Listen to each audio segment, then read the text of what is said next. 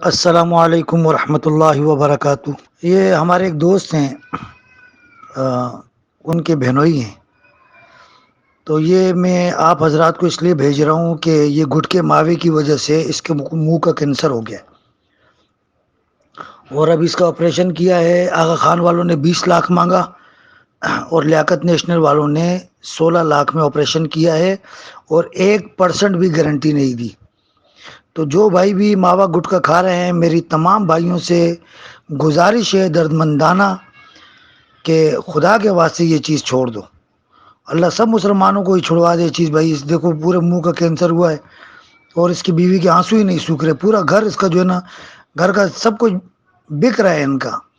تو مہربانی کر کے خدا کے واسطے جو جو استعمال کر رہے ہیں تو مہربانی کر کے وہ چھوڑ دیں بھائی۔